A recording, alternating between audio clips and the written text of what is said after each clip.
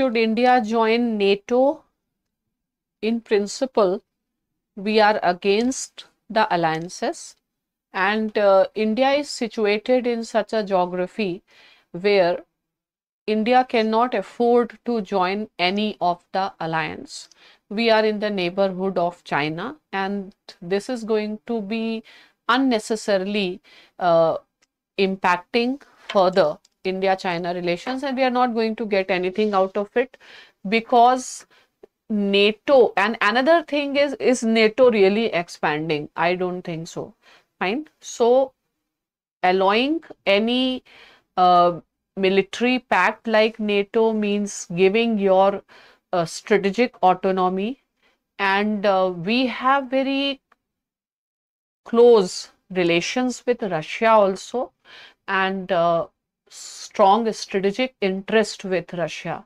So there is no logic, plus there is no requirement, and NATO belongs to the idea of Cold War when world was bipolar, and today we live in a multipolar world, and strategic partnerships is a better approach than any alliances. And then how will we manage without USA in the case of a two-front war? We will manage on the basis of our armed forces, on the basis of our capabilities in case of two-front war. And another thing is, since we have strategic partnerships with different countries, obviously these strategic partnerships will help us in multiple level. For example, in developing our information, in getting our reconnaissance base better in terms of access to weapons. But ultimately, it is your country, you have to defend it, and this is what, and we have our own, like consistently we are building our own deterrence. So I also do not see a possibility of two-front war actually. Ma'am, which country should be India's strategic partners and why? See, as many strategic partners, it is fine, because that is the beauty of the idea of strategic partnership. It gives you flexibility in the present age of increased and complex interdependence. You have to have strategic partnerships which are very, very contextual. For example, we can work closely with, even with China on climate change, or in case of certain reforms at WTO, we can work closely with US to maintain free and open Indo-Pacific. So it is always an issue based, and we cannot restrict. It depends upon the different interest we have. Specific aspects of US-China relationship. A specific aspect of US-China relationship is, it is a complex interdependence, because they are economically interdependent. They have certain common interest. For example, with respect to North Korea, it should not end up becoming a failed state, but at the same time, China challenging US hegemony, that put them against each other also. In UK's Rwanda's bill. UK's Rwanda bill is something very, very controversial, because see, it allows UK to divert the flow of the asylum seekers from UK towards the other country, because immigration has become a sensitive issue in all European countries, and there is a rise of ultra nationalist neo-fascist parties, and it's a real issue, it's a significant issue. So it is UK's attempt to find a way out for their country, what is best for them, and that is why they are looking for shifting the asylum, so that UK want that coming to UK through English Channel or through dangerous routes should be avoided, because countries may the persons may think it is dangerous, they have to be shifted towards Rwanda. And again, thing is, because UK Supreme Court has questioned that policy, so this draft will be introducing certain terms and conditions on Rwanda with respect to safety and security of the asylum seekers. So, looking from point of view of UK trying to protect its national interest, sometimes you have to make the hard choices. And we can also say that if we talk about Rohingyas, fine, we do not have enough space to accommodate, and we will also try to find out. I can compare it with India's helping Bangladesh in monetary terms for accommodating Rohingyas. Though there is a difference is that India is not a member of international conventions on refugees, but UK has, so UK's commitments are stronger, bigger. And what is India's view on one country, two systems in China? So we have accepted that one country, two system, and I don't think we have any problem with that. Rather, India will prefer if China becomes democracy completely. What's the harm? That will be the best case scenario for us. And why US didn't impose sanctions CATSA or India despite India's purchase of S-400 missile defense system from Russia? US did not impose sanctions under CATSA because today India has emerged as a very important, significant swing state for US, and US's dependency on India in context of rise of China has increased a lot. So India is a exception case, and India has got exception not just in CATSA, India got exception in civil nuclear agreement also. That itself shows that how strategic India has become in their security calculations, and we deserve all these exceptions. Ma'am, vision for next 10 years in global order? Vision for next 10 years in global order is, I want, first of all, the global order that is conducive for the growth of growth of global South. It means which allows global South to meet the sustainable development goals. For that, there should be stability, there should be strong multilateralism, there should be reformation of the institutions of global governance, which are made more representative, transparent, and accountable, and ultimately the resolution of the geopolitical conflicts through the peaceful manner. And finally, India's vision, Sabka Saath and Sabka Vikas. Ma'am, how is Pakistan's civil and military authority interlinked?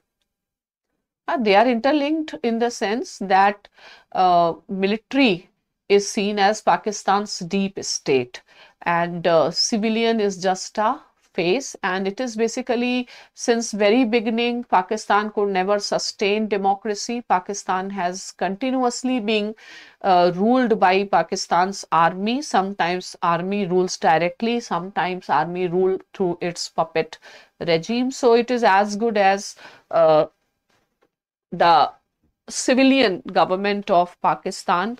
It is more like a puppet regime. And positives and negatives of Indian Army personnel staying in Maldives?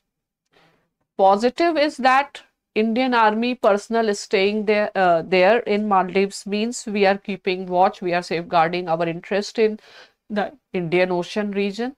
And leaving Maldives is obviously may harm our interest, our capacity to keep to be present, to respond in the earliest situations. But I believe that if Indian forces are not there in Maldives, it is not just going against India's interest, it also goes against Maldives' own interest, because you don't know, there are different type of humanitarian and natural disasters possible, and India, because of the logic of geography, is obviously the first responder in the region in case of humanitarian and disaster relief.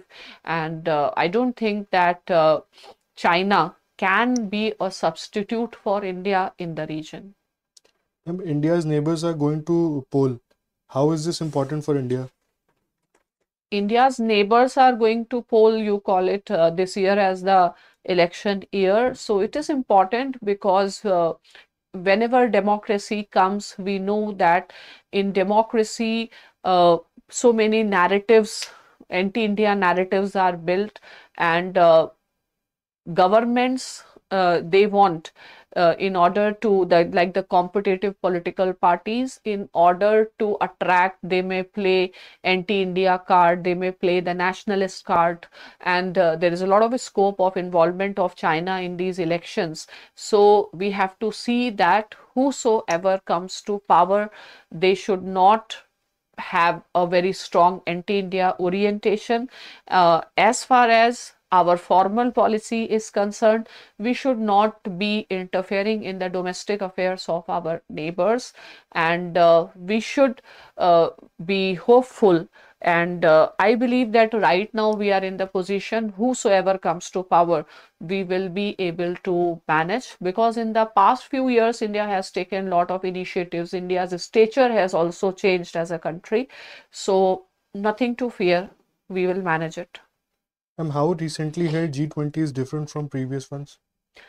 G20 is different from previous ones in terms of the agenda. The most distinctive aspect is G20 becoming the voice of Global South, because up till now G20 is just a platform for the elite countries or the emerging states in the in international economy, but making African Union means G20 is trying to make the process of globalization inclusive, and also the agendas like climate change and commitment, that it's not only about economy, we have ensured that it has to be also sustainable development.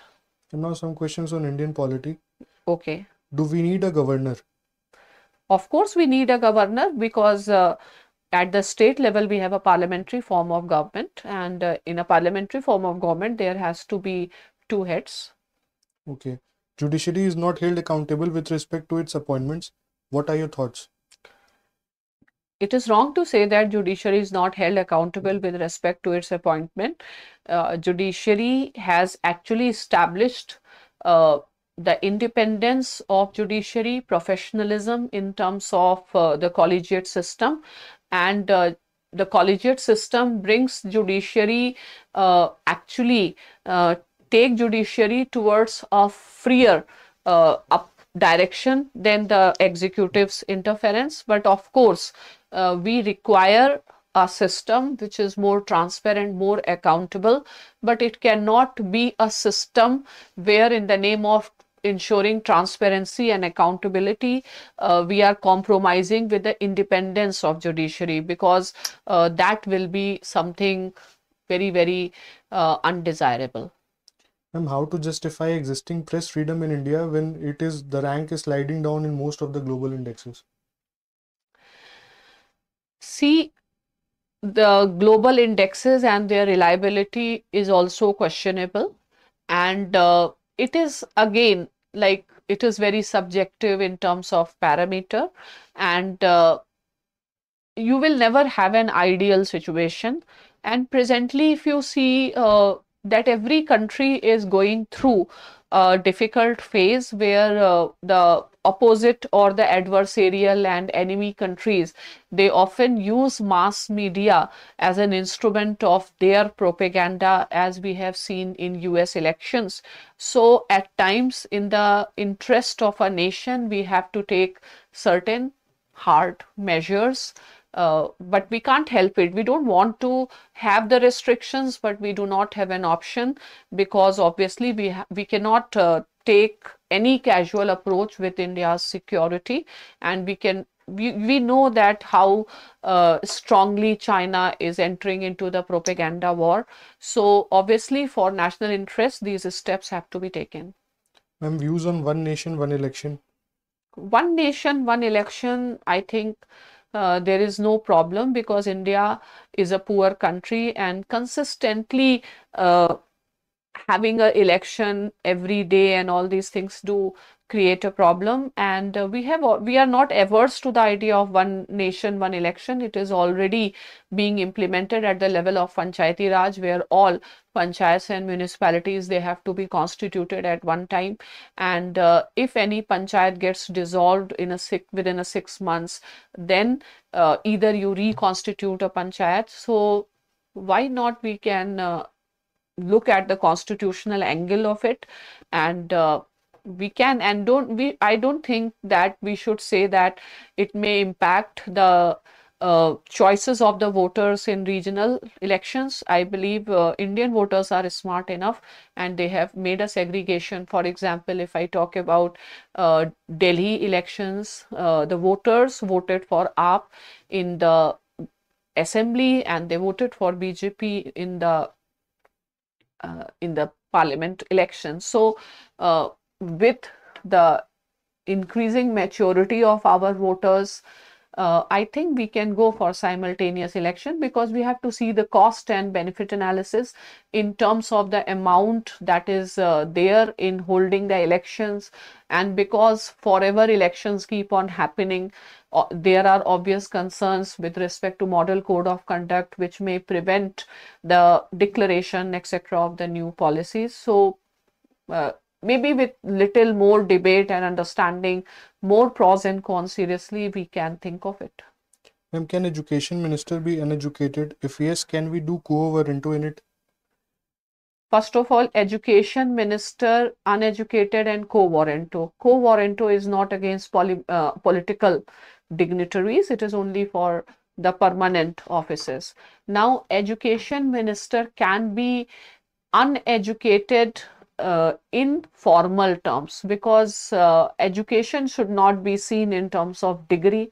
You learn education from the book of life. Anyone can be a man of ideas.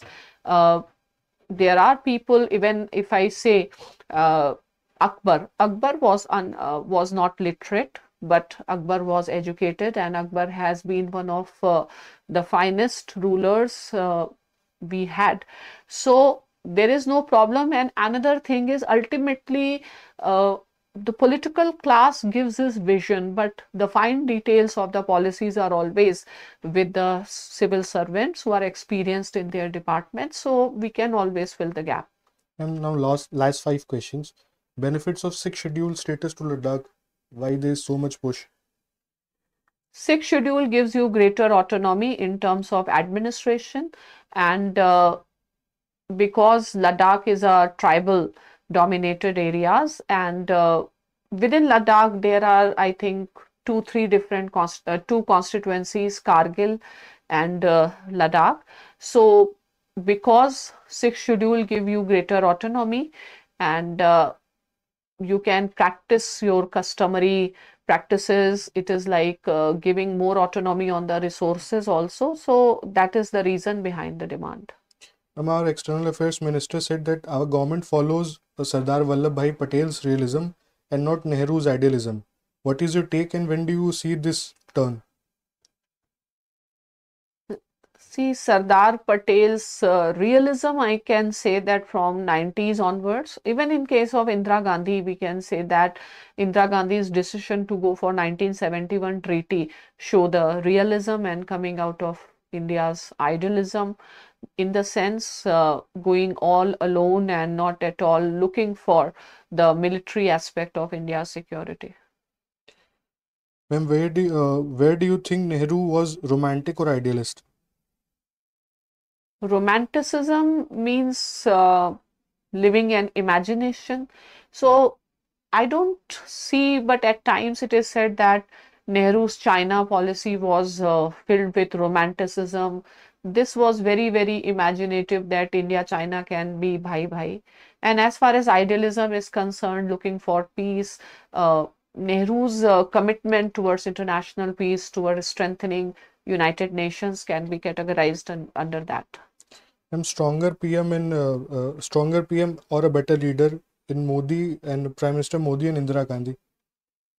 A stronger PM and a better leader between Prime Minister Modi and Indira Gandhi, I will say that we should not be making a comparison because times are different. That time was different and this time is different.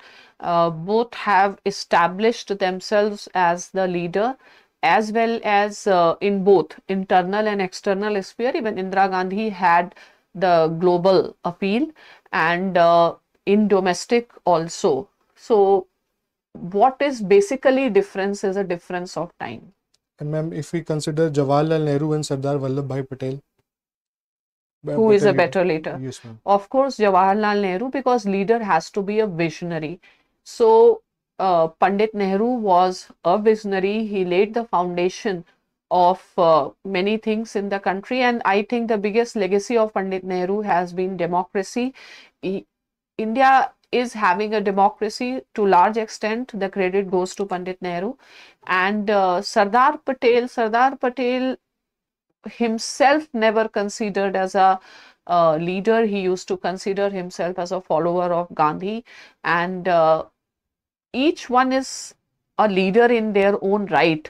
But the canvas and the vision, which is also a characteristic of a leadership, I think Nehru was having more credit to his side.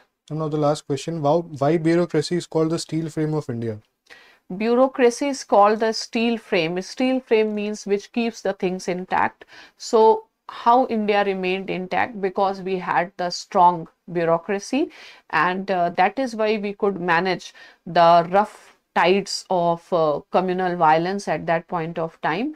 And time and again, because law and order is a very important concern for any post-colonial state with internal security and other issues. So in that way, it has acted as a steel frame. And today, if India has emerged as a one nation and we could have prevented further partitions, the credit goes to large extent to bureaucracy, and besides also in terms of policy formulation from developmental angle also, because bureaucracy has been one of the most educated and modern institutions in India in comparison to parliament, etc. If you see in terms of qualification and qualification, expertise, experience, in that way it has acted as a steel frame, but primarily in terms of law and order.